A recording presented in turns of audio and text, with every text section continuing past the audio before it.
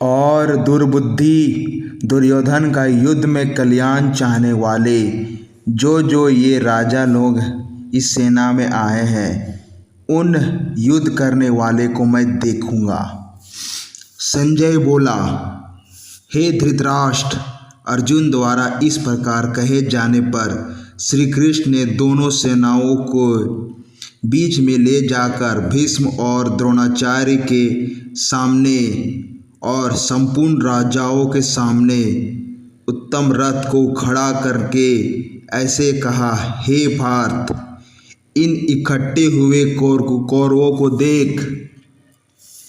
उसके उपरांत पृथापुत्र अर्जुन ने उन दोनों ही सेनाओं में स्थित हुए पिता के भाइयों को, पितामहों को, आचार्यों को, मामों को, भाइयों को, पुत्रों को, पौत्रों को तथा मित्रों को, ससुरों को, सहृदयों को भी देखा। इस प्रकार उन खड़े हुए संपूर्ण बंधुओं को देखकर वह अत्यंत करुणा से युक्त हुआ। कुंती पुत्र अर्जुन शोक करता हुआ यह बोला, हे कृष्ण, इस युद्ध की इच्छा वाले खड़े हुए स्वजन समुदाय को देखकर मेरे अंग स्थिर हुए जाते हैं, मुख भी सूखा जाता है और मेरे शरीर में कंप तथा रोमांच होता है। अर्जुन युद्ध से पीड़ित नहीं है, युद्ध विरोधी भी नहीं है। हिंसा के संबंध में उसकी कोई अरुचि भी नहीं है। उसके सारे जीवन का शिक्षण, उसके सारे जीवन का संस्कार हिंसा और युद्ध के लिए है। लेकिन यह समझने जैसी बात है कि जितना ही हिंसक चित्त हो उतना ही ममत्व से भरा हुआ चित्त भी होता है। हिंसा और ममत्व साथ ही साथ जीते हैं। अहिंसक चित्त ममत्व के भी बाहर हो जाता है। ममत्व मतलब जो मेरा है। असल में जिसे अहिंसक होना हो उसे मेरे का भाव ही छोड़ देना पड़ता है। मेरे का भाव ही हिंसा है, क्योंकि जैसे ही मैं कहूँगा मेरा, वैसे ही जो मेरा नहीं है वह पृथक होना शुरू हो जाता है। जैसे ही किसी को मैं कहता हूँ मित्र, वैसे ही किसी को मैं शत्रु निर्मित करना शुरू कर देता हूँ। जैसे ही मैं सीमा खींचता हूँ अपनों की, वैसे ही मैं परायों की सीमा भी खींच लेता हूँ। समस्त हिंसा अपने और पराये के बीच खींची हुई सीमा से पैदा होती है।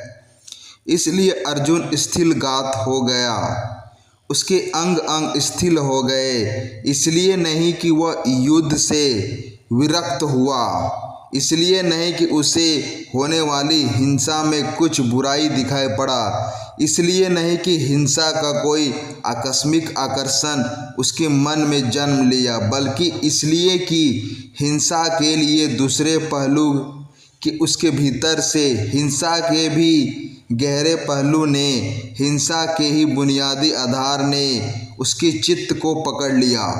ममत्व ने उसके चित्त को पकड़ लिया।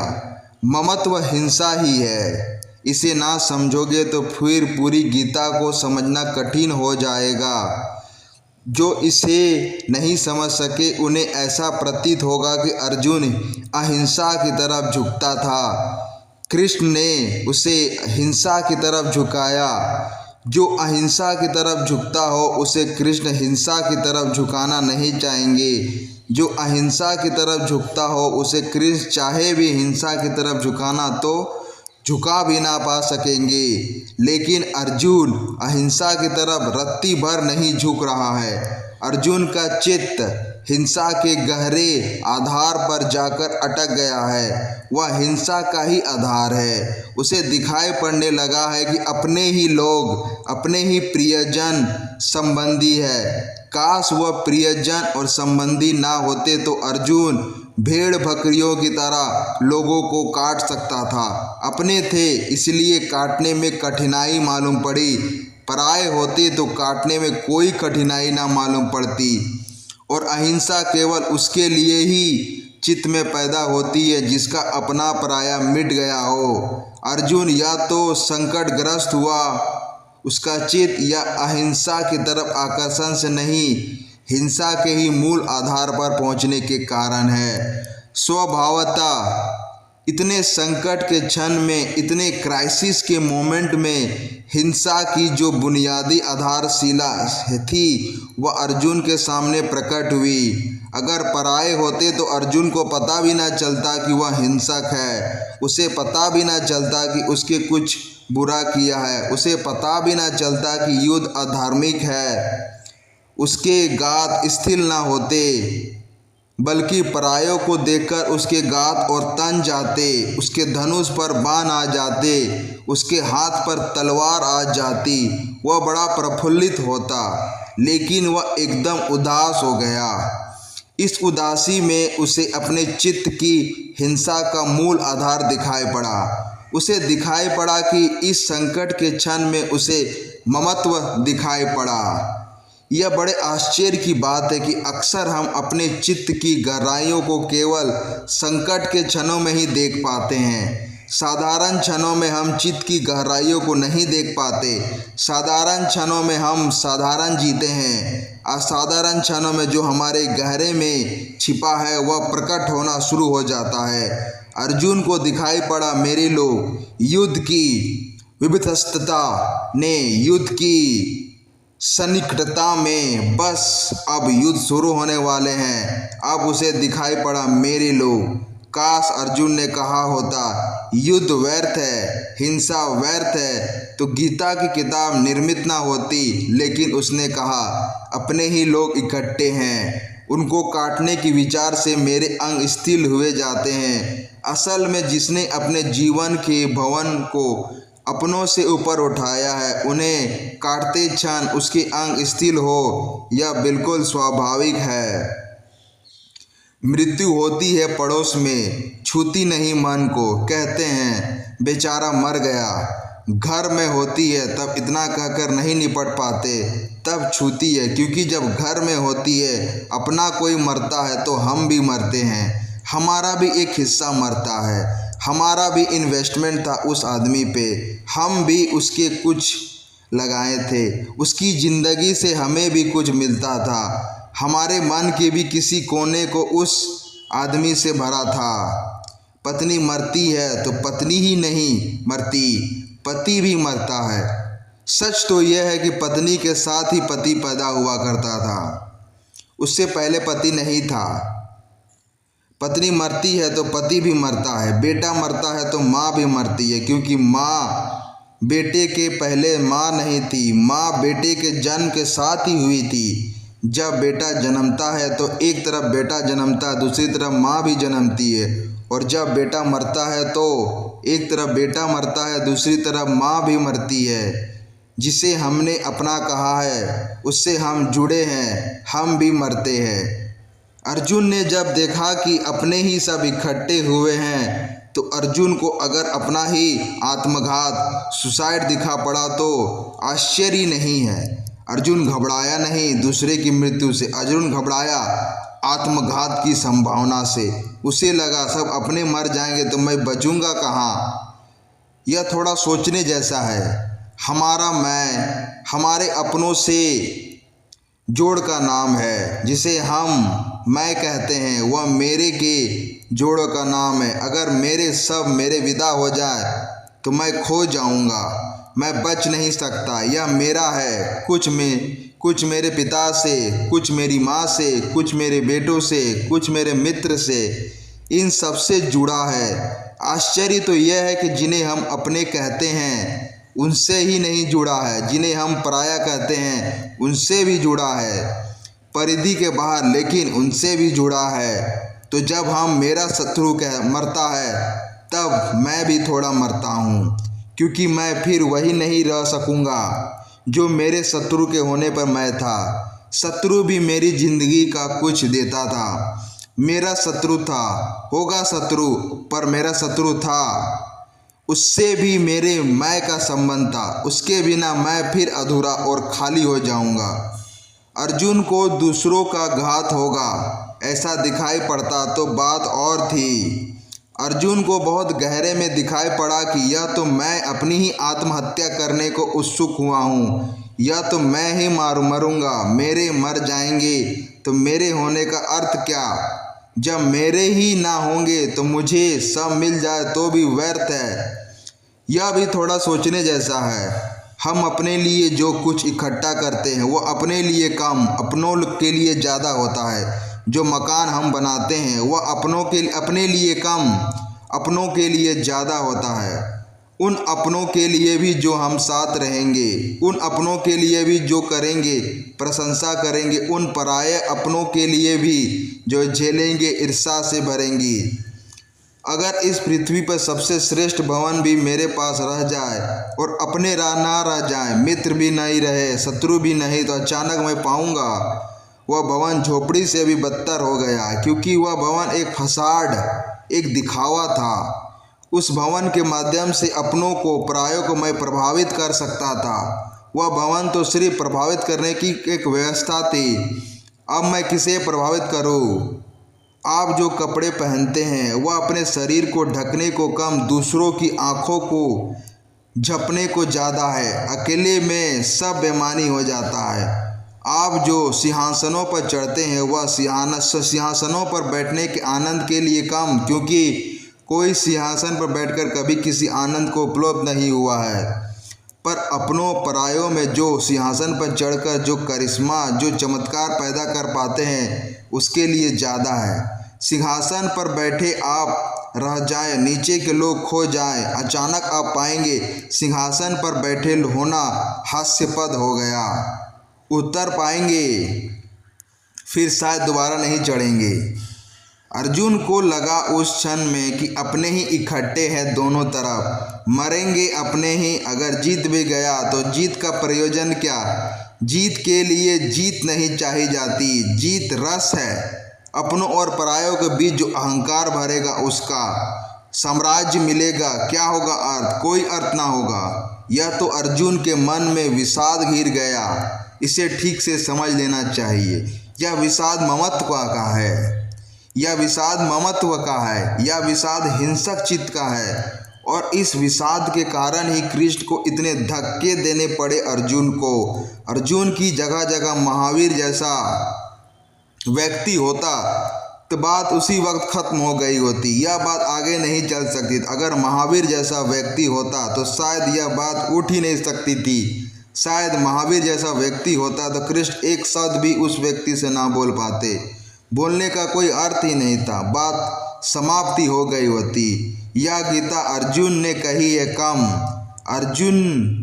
यह गीता कृष्ण ने कही है कम, अर्जुन ने कहलवाई ज़्यादा है। इसका असली ऑथर लेखक कृष्ण नहीं, इसका असली लेखक अर्जुन है। अर्जुन की यह चित दशा आधार बनी और कृष्ण ने साफ दिखाई पड़ रहा है कि एक हिंसक अपनी हिंसा के लिए पूरे दर्शन को उपलब्ध हो गया है। और जब हिंसा से भागने की जो बातें कर रहा है उसका कारण भी हिंसक चित्त है। अर्जुन की दुविधा अहिंसक की हिंसा से भागने की दुविधा नहीं है, अर्जुन की दुविधा हिंसक की हिंसा से भागने की दुविधा है।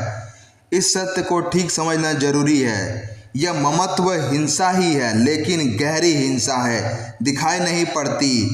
जब मैं किसी को कहता हूँ मेरा, तो पोजीशन शुरू हो गया, मालकियत शुरू हो गई। मालकियत हिंसा का एक रूप है। पति पत्नी से कहता है मेरी, मालकियत शुरू हो गई। पत्नी पति से कहती है मेरे, मालकियत शुरू हो गई।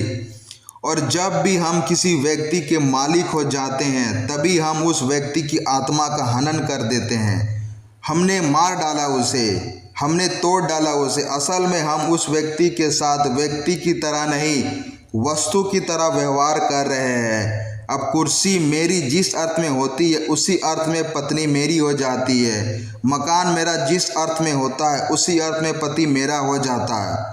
स्वभावतः इसलिए जहाँ जहाँ मेरे का संबंध है वहाँ वहाँ प्रेम फलित नहीं होता, सिर्फ कला ही फलित होती है। इसलिए दुनिया में जब तक पति पत्नी मेरे का दावा करेंगे, बाप बेटे मेरे का दावा करेंगे, तब तक दुनिया में बाप बेटे पति पत्नी के बीच कलह ही चल सकती है, मैत्री नहीं हो सकती है। मेरे का दावा मैत्री का विनाश है, मेरे का दावा चीज़ों को उल्टा ही कर देता है, सब हिंसा हो जाती है। मैंने सुना है एक आदमी ने शादी की है लेकिन पत्नी बहुत पढ़ी लिखी नहीं है। मन में बड़ी इच्छा है कि पत्नी कभी पत्र लिखे। घर के बाहर पति गया तो उसे समझाकर गया, थोड़ा लिख लेती। समझाकर गया क्या क्या लिखना है। सभी पति पत्नी एक दूसरे को समझा रहे हैं क्या क्या लिखना है। उसने बताया था ऊपर लिखना प्राणों से प्यारे, कभी ऐसा होता नहीं है, नीचे लिखना चरणों की दासी। पत्नी का पत्र तो मिला लेकिन कुछ भूल हो गई। उसने ऊपर लिखा चरणों के दास और नीचे लिखा प्राणों की प्यासी। जो नहीं लिखते हैं उनकी स्थिति भी ऐसे ही होती है। जो बिल्कुल ठीक ठीक लिखते हैं उनकी स्थिति भी ऐसे ही होती है। जहाँ आग्रह है मालकियत का वहाँ सिर्फ घृणा ही पैदा करते हैं, जहाँ घृणा है वहाँ हिंसा आएगी। इसलिए हमारे सब संबंध हिंसा के संबंध हो गए हैं। हमारा परिवार हिंसा का संबंध होकर रह गया है।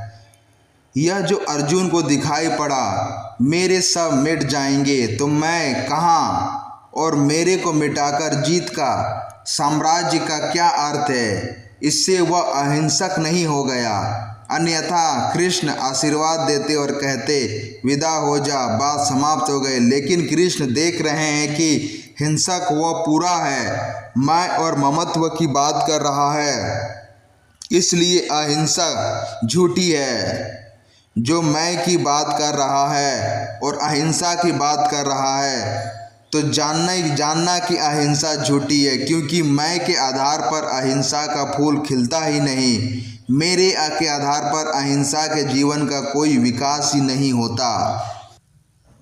तथा हाथ से गांडीव धनुष गिरता है, त्वचा भी बहुत जलती है तथा मेरा मन भ्रमित सा हो रहा है, इसलिए मैं खड़ा रहने को भी समर्थ नहीं हूँ। और हे काशव, लक्षणों को भी विपरीत ही देखता हूँ तथा युद्ध में अपने कुल को मारकर कल्याण भी नहीं देखता। हे कृष्ण, मैं विजय को नहीं चाहता, राज तथा सुखों को भी नहीं चाहता। हे गोविंद, हमें राज्य से क्या प्रयोजन है अथवा भोगों से और जीवन से भी क्या प्रयोजन है। अर्जुन के अंग स्थिर हो गए हैं, मन साथ छोड़ दिया है, धनुष छूट गया है। वह इतना कमज़ोर मालूम पड़ रहा है कि कहता है रथ पर मैं बैठ भी सकूंगा या नहीं, इतना भी सामर्थ्य नहीं है। यहाँ 2-3 बातें समझनी जरूरी है। एक तो यह कि शरीर केवल हमारे चित्त का प्रतिफल है। गहरे में मन जो घटित होता है वह शरीर के रोए रोए तक फलित हो जाता है। यह अर्जुन बलशाली इतना अचानक ऐसा बलहीन हो गया कि रथ पर बैठना उसे कठिन मालूम पड़ रहा है। क्षण भर पहले ऐसा नहीं था। इस क्षण भर में वह बीमार नहीं हो गया। इस क्षण भर में उसकी शरीर में कोई अशक्ति नहीं आ गई। इस क्षण भर में वह वृद्ध नहीं हो गया। इस क्षण भर में क्या हुआ है?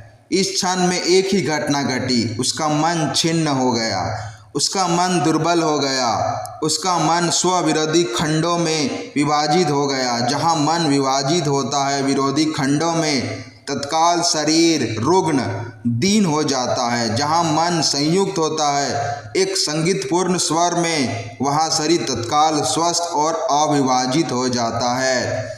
उसके धनुष का गिर जाना, उसके हाथ पैर कांपना, उसके रोओं का खड़ा हो जाना सूचक है, इस बात का सूचक है कि शरीर हमारे मन की छाया से ज़्यादा कुछ भी नहीं है। अभी अमेरिका के 2 मनोवैज्ञानिक थे, जेम्स और लेंगे। उन्होंने एक बहुत ही अद्भुत सिद्धांत प्रतिपादित किया था और वर्षों तक स्वीकार किया जा रहा था। जेम्स लेंगे थियरी उनके सिद्धांत का नाम था। बड़े मज़े की बात उन्होंने कही थी। उन दोनों ने यह सिद्ध करने की कोशिश की थी कि सदा से हम ऐसा समझते रहें कि आदमी भयभीत होता है इसलिए भागता है। उन्होंने कहा नहीं, यह गलत है, क्योंकि अगर शरीर प्रमुख है और मन केवल उन उत्पत्ति है तो सच्चाई उल्टी होनी चाहिए। उन्होंने कहा कि मनुष्य चूंकि भागता है इसलिए भय अनुभव करता है। हम सोचते रहें कि सदा से कि आदमी क्रोधित होता है इसलिए मुट्ठियाँ खींच आती है, क्रोधित होता है इसलिए दांत भींच जाते हैं, क्रोधित होता है इसलिए आंखों में खून दौड़ जाता है, क्रोधित होता है इसलिए श्वास तेजी चलने लगती है और हमने की तैयारी हो जाती है। जेम्स लैंग ने कहा गलत है यह बात, क्योंकि शरीर प्रमुख है इसलिए घटना पहले शरीर पर घटेगी, मन में केवल प्रतिफलन होगा। मन सिर्फ एक मिरर है, एक दर्पण है, इससे ज़्यादा नहीं। इसलिए उन्होंने कहा कि नहीं, बात उल्टी है। आदमी चूँकि मुठ्ठियाँ भी खींच लेता है और आदमी चूँकि दांत कस लेता है, चूँकि शरीर में खून तेज़ी से दौड़ता है, श्वास तेज चलती है, इसलिए क्रोध होता है। फिर उन्हें सिद्ध करने के लिए और तर्क का बहुत मज़ेदार मामला है, और तर्क कभी कभी कैसे गलत रास्तों पर ले जाता है वह देखने जैसा है।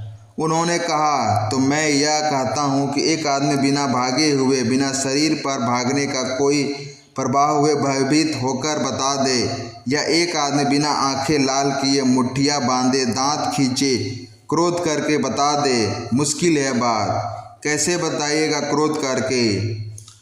तब उन दोनों ने कहा कि तब ठीक है, तब इसके बिना क्रोध नहीं हो सकता, तो क्रोध इनका ही जोड़ है, इससे ज़्यादा कुछ भी नहीं है। लेकिन पता नहीं जेम्स लेंगे को किसी ने क्यों नहीं कहा, इससे उल्टा होता है। एक अभिनेता क्रोध करके बता सकता है, आंखों लाल करके बता सकता है, दांत खींच सकता है, मुट्ठी भींच सकता है, फिर भी भीतर उसके कोई क्रोध नहीं होता। और एक अभिनेता प्रेम करने बता सकता है, जितना अभिनेता बता सकता है उतना शायद कोई भी नहीं बता सकता, भीतर उसका कोई प्रेम नहीं है। यह अर्जुन जेम्स लेंगे सिद्धांत के बिल्कुल विपरीत काम कर रहा है, बिल्कुल उल्टा काम कर रहा है। जेम्स लेंगे इसको बिल्कुल मानने को राजी नहीं होंगे, कहेंगे बिल्कुल उल्टी बातें कर रहा है। इसे कहना चाहिए कि चूँकि मेरा धनुष गिरा जाता है, चूँकि मेरे रोए खड़े हुए जाते हैं, चूँकि मेरा शरीर स्थिर हुआ जाता है, क्योंकि मेरे अंग निढाल हुए जाते हैं, इसलिए हे केशव मेरे मन में बड़ी चिंता पैदा हो रही है। लेकिन यह ऐसा नहीं कह रहा है, चिंता इसे पहले पैदा हो गई, क्योंकि इसके शरीर में स्थिर होने और इसके रोए खड़े होने का कोई भी कारण नहीं है, बाहर कोई भी कारण नहीं है। एक क्षण में बाहर कुछ भी नहीं बदला, बाहर सब वही है, लेकिन भीतर सब बदल गया, भीतर सब बदल गया है। तिब्बत में लहासा यूनिवर्सिटी के विद्यार्थियों का भी शिक्षण हो जो होता था, उसमें भी योग का कुछ वर्ग अनिवार्य था, और एक योग का नियमित प्रयोग लहासा यूनिवर्सिटी में चलता था। उसमें भी विद्यार्थियों को उत्तीर्ण होना जरूरी था, और वह था हठ योग। वह शरीर में भीतर से मन के कारण गर्मी पैदा करने की प्रक्रिया। अजीब, श्री मन से बाहर बर्फ पड़ रही है और आदमी नग्न खड़ा है, उसके शरीर में पसीना चू रहा है, और इतने पे राजी नहीं होते थे वे। और जब पश्चिम से आए हुए डॉक्टरों ने भी इसका परीक्षण किया तो बहुत हैरान हो गए, क्योंकि जब विद्यार्थियों की परीक्षा होती तो रात में खुले मैदान में बर्फ़ के पास झील के किनारे उसे इन्हें नग्न खड़ा किया जाता था, और उनके पास कपड़े, कोट, कमीज गीले करके रखे जाते थे पानी में डुबोकर, और वे नग्न खड़े हैं। और उस लड़के को सर्वाधिक अंक मिलेगा जो रात अपने शरीर में इतनी गर्मी पैदा करके अनेक कपड़े सुखा दे। शरीर पर पहनकर जितने ज़्यादा कपड़े रात भर वह सुखा देगा, उतने ज़्यादा अंक उसको मिलने वाले थे।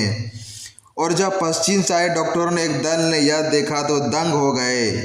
उन्होंने कहा जेम्स लेंगे थ्योरी का क्या हुआ, क्योंकि बाहर तो बर्फ पड़ रही और वे डॉक्टर तो लबादे पर लबादे पहन कर भी भीतर कंपे जा रहे, और ये नग्न खड़े लड़के क्या कर रहे हैं, क्योंकि इनके शरीर पर जो होना चाहिए वह तो रहा है, लेकिन मन इनका इनकार कर रहा है। मन कहे चला जा रहा है कोई बर्फ नहीं है, और मन कहे चला जा रहा है कि धूप है, तेज गर्मी, और मन कहे जा रहा है कि शरीर में आग तप रही है, इसलिए शरीर को पसीना छोड़ना पड़ रहा है। यह जो अर्जुन के साथ हुआ है वह उसके मन में पैदा हुए भंवर का शरीर तक पहुंचा हुआ परिणाम है, और हमारी ज़िंदगी में शरीर से बहुत कम भंवर मन तक पहुंचते हैं, मन से ही अधिकतम भंवर शरीर तक पहुंचते हैं। लेकिन हम जिंदगी भर शरीर की ही फिक्र किए चले जाते हैं।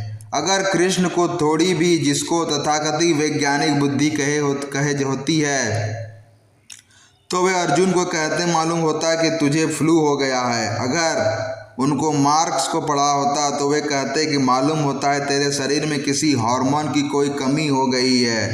वे कहते तू चल और किसी जनरल अस्पताल में भर्ती हो जा, लेकिन उन्होंने यह बिल्कुल नहीं कहा। वे स्थिरगात होते अर्जुन को कुछ और समझने लगे। वे उसके मन को कुछ और समझाने लगे। वे उसके मन को बदलने की कोशिश करने लगे। जगत में दो ही प्रक्रिया है, या तो आदमी के शरीर को बदलने की प्रक्रिया या आदमी की चेतना को बदलने की प्रक्रिया। विज्ञान आदमी के शरीर को बदलने की प्रक्रिया है पर ध्यान देता है, धर्म मनुष्य की चेतना को बदलने की प्रक्रिया पर ध्यान देता है। वही भेद है। इसलिए मैं कहता हूँ धर्म विज्ञान से गहरा विज्ञान है। धर्म विज्ञान से ज़्यादा महान विज्ञान है। वह सुप्रीम साइंस है, वह परम विज्ञान है, क्योंकि वह केंद्र से शुरू करता है और वैज्ञानिक बुद्धि निश्चित ही केंद्र से शुरू करेगी। परिधि पर की गई चोटें जरूरी नहीं है कि केंद्र पर पहुँचे, लेकिन केंद्र पर की गई चोटें जरूरी रूप से परिधि पर पहुँचती है। एक पत्ते को पहुँचाया गया नुकसान जरूरी नहीं है कि जड़ों पर पहुँचेगी। अक्सर तो नहीं पहुँचेगा, पहुँचने की कोई ज़रूरत नहीं, लेकिन जड़ों को पहुँचाएगा नुकसान पत्तों तक जरूर पहुँच जाएगा। पहुँचना ही पड़ेगा, पहुँचने के अतिरिक्त और कोई मार्ग नहीं। इसलिए अर्जुन की इस स्थिति को देखकर कृष्ण उसे कहाँ से पकड़ते हैं। अगर वे शरीर के से पकड़ते तो गीता फिजियोलॉजी की एक किताब होती, वह भौतिक शास्त्र होती। वे उसे चेतना से पकड़ते हैं, इसलिए गीता एक मनसशास्त्र बन गई। गीता के मनसशास्त्र बनने का प्रारंभ अर्जुन के शरीर की घटना पर कृष्ण बिल्कुल ध्यान नहीं देते।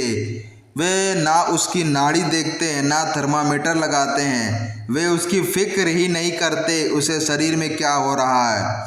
वे फिक्र करते हैं कि उसकी चेतना को क्या हो रहा है। यह थोड़ा विचारणीय है। जैसे मैंने कहा, आज भी मनुष्य जाति करीब करीब अर्जुन की चेतना से ग्रस्त है। उसके शरीर पर भी वे परिणाम हो रहे हैं, लेकिन हम जो इलाज कर रहे हैं वे शरीर से शुरू करने वाले, इसलिए सब इलाज हो जाते हैं और बीमार ही बना रहता है। उसकी चेतना की कोई इलाज शुरू नहीं हो पाता।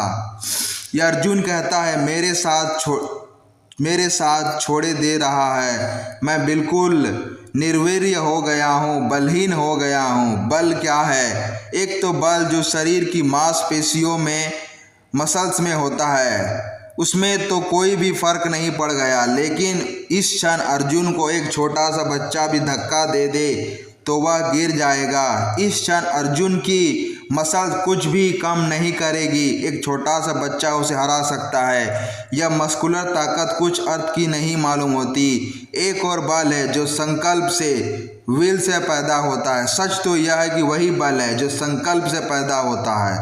वह जो संकल्प से होने वाला बल है वह बिल्कुल ही खो गया है, क्योंकि संकल्प कहाँ से लाए।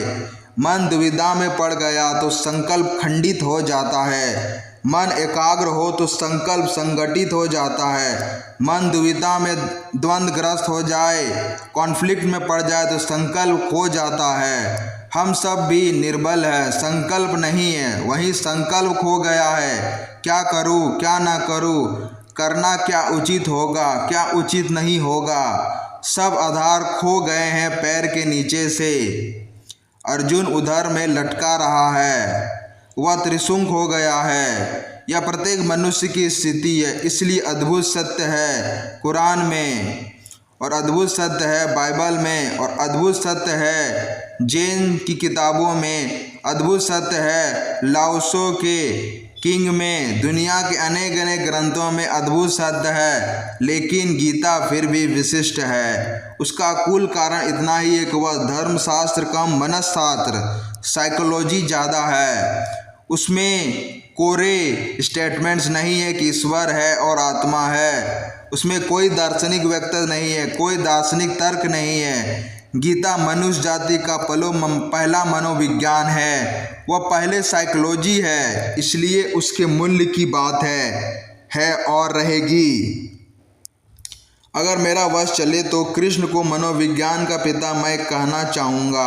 वह पहले व्यक्ति है जो दुविधाग्रस्त चित्र, माइंड इन कॉन्फ्लिक्ट, संतापग्रस्त, खंड खंड में टूटे हुए संकल्प को अखंड और इंटीग्रेटेड करने की वह पहले आदमी हैं जो साइको एनालिसिस का मन विश्लेषण का उपयोग करते हैं। सिर्फ मन विश्लेषण का ही नहीं बल्कि साथ ही साथ एक दूसरी बात भी है, मन संश्लेषण का भी है, साइकोसिंथेसिस का भी है।